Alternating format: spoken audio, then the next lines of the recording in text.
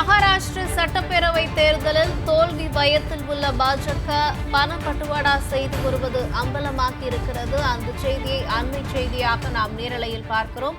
பாஜக தேசிய பொதுச் செயலாளர் வினோத் தாவ்டே 5 கோடி ரூபாய் பணத்துடன் சிக்கியிருக்கிறார். யார் யாருக்கெல்லாம் பணம் கொடுக்க வேண்டும் என்ற பட்டியல் அடங்கிய டைரி பாஜக நிர்வாகியிடமிருந்து பறிமுதல் செய்யப்பட்டிருக்கிறது.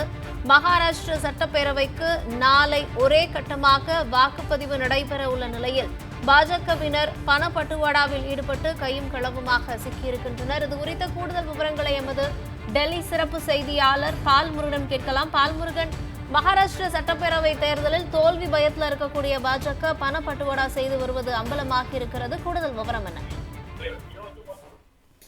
அதாவது மகாராஷ்டிரா தேர்தல் நாளை நடைபெற உள்ள நிலையில் இன்று பாஜகவினுடைய தேசிய செயலாளர் ஒருவரே நேரடியாக பணப்பட்டுவாடா செய்து கையும் களவுமாக சிக்கியிருப்பது பெரும் பரபரப்பை மகாராஷ்டிராவில் ஏற்படுத்தியிருக்கிறது. மகாராஷ்டிரா வாசவி பகுதியில் உள்ள ஒரு தனியார் ஹோட்டலில் வைத்து இந்த பணப்பட்டுவாடா நடந்திருக்கிறது. ஹோட்டலினுடைய சிசிடிவி அனைத்தும் முடக்கப்பட்ட நிலையில் பணப்பட்டுவாடா நடந்ததாக பகுஜன் விஸ்வ விகாஸ் அகாதி கட்சியினர் தெரிவித்திருக்கிறார்கள். இங்கு பணப்பட்டுவாடாவை பாஜக மேற்கொள்வதாக தகவல் கிடைத்ததன் அடிப்படையில் பகுஜன் விகாஸ் அகாடியை சேர்ந்த எம்எல்ஏ ஹீரேந்திர தாகூரும் அவருடைய நபர்களும் கட்சி நபர்களும் அங்கு சென்று சோதனையிட்டதில் பாஜகவினுடைய பொதுச் செயலாளர் வினோத் தாவ்டே நேரடியாகவே பணப்பட்டுவாடா செய்திருப்பது தெரிய வந்திருக்கிறது. உடனடியாக பணத்துடன் அவரை கையும் களவுமாக பிடித்திருக்கிறார்கள். கிட்டத்தட்ட 5 கோடி ரூபாய் அவர் விநியோகம் செய்ய வைத்திருப்பதாக தற்போது தெரிய வந்திருப்பதாக கூறப்படுகிறது. அதாவது பணம் மற்றும் யாராருக்கு பணம் வழங்குவது தொடர்பான அந்த டைரி உள்ளிட்ட பல விவரங்களும் கைப்பற்றப்பட்டிருக்கின்றன. ஹோட்டல் அறையில் அந்த ஹோட்டலில் உள்ள சிசிடிவி காட்சிகள் அனைத்தும் முடக்கப்பட்டதாகவும் தெரிகிறது.